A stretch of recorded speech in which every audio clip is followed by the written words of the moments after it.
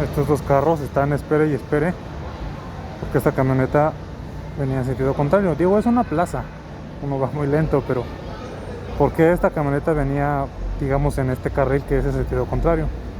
Porque aquí hay dos platicando, estacionados cuando ahí no tienen que estar. Pasan, ya se va. Pasan, platique y platique. Allá se quedó el otro, mira.